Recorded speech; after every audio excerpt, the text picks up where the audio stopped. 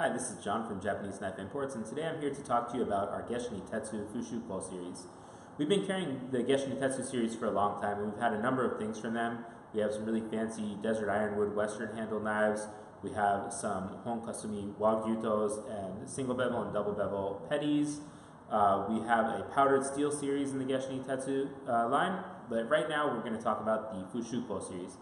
Fushuko is a Japanese word for stainless steel, and that's exactly what these are.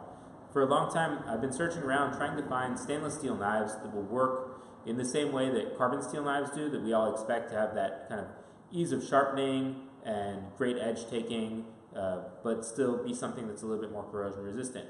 Some of the guys that are working in sushi restaurants here, and also in Western restaurants where they're doing a lot of crudo, we tend to use a lot more acidic foods here than they do in Japan, and so having carbon steel knives can sometimes get a little bit more tricky in the US than it can be in Japan for similar environments. So stainless steel knives can often be convenient, although of course most of our customers feel comfortable with carbon steel.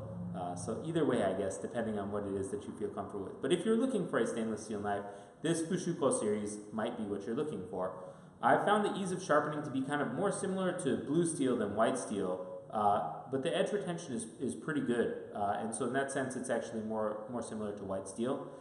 The edge taking is also not quite as good as white steel, more similar to blue steel, but still within a range of things that I've come to expect from carbon steel. One of the things that I like about this a little bit more than carbon steel is that it has a little bit better toughness and durability, so it's not quite as prone to chipping, but you will need to still pay attention. It is a single bevel knife, and they are a little bit thinner than their double bevel counterparts. One last thing that I like about the stainless steel knives, and one of the things that we like to do with them, is when we mirror polish them, because they don't patina, they're able to maintain their mirror polish a little bit longer and look really pretty at doing that. So let me go ahead and show you a few of the knives here so you can see what this series looks like. First up, we have a 180 millimeter Deba from the Fushuko series, and you'll see here that we have a mirror polished here. The front here is mirror polished, and because it's not going to patina, the mirror polish will always stay mirror polished like this. You also notice that the choil area and spine are rounded and polished, so the fit and finish on these knives and the grind consistency is really, really, really great. I love the mirror polish that these guys do. This company, these craftsmen, have always specialized in doing really, really awesome polishing and mirror finishing of knives, and so this is no exception. It's a very bright mirror, and every year when I go and spend time with them, I'm always inspired to redouble my efforts into our own mirror polishing, which we do now a lot of here, it seems, too. But, you know, I guess it's going to take us some time to catch up to where they are in terms of their skill level. This is truly an amazing mirror polish. So this is the 180 millimeter Deba. I'm going to show you now the 210 millimeter Deba. So a little bit bigger, but same kind of thing. Beautiful mirror polish, rounded and polished spine and choil, grind consistency both on the front bevel and also on the ura is really nice, and so you'll see it's very even and smooth around here with the uraoshi sharpening. Just gorgeous knives, really nice in-hand feel. They're a little bit lighter than some of the other Debas that we carry, and part of that's because the spine's a little bit thinner. It doesn't have to be quite as thick because they're a little bit more tough and durable already. We don't have to rely on thickness for toughness and durability.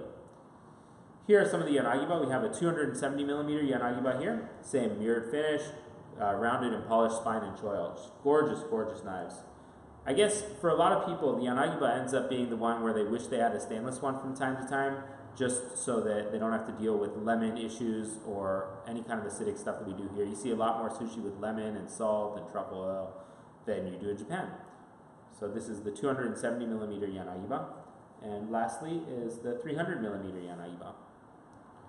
And it's just every last detail has been really well put together and well thought out. The engraving is gorgeous, the mirror polish is beautiful. You know, we tried to keep them with kind of simple handles so that they'd be functional. It's something you can really use in the kitchen and not have to worry about, oh my god, my knife looks too fancy.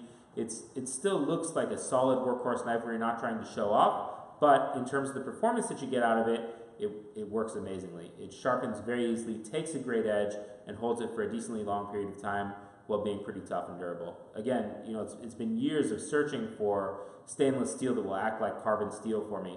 And of course, we're never perfect, but I think this is a big step up from Gin Sanko knives and other VG10 or SG2 single bevel knives where people have been trying to make more modern steels into single bevel knives. This is a little bit closer to the kind of performance that I'm used to with carbon steel. Of course, if you guys have any questions, you can always find us at www.japaneseknifeimports.com or shoot me an email at jon@japaneseknifeimports.com. Thanks so much for watching, and we hope you enjoyed this video.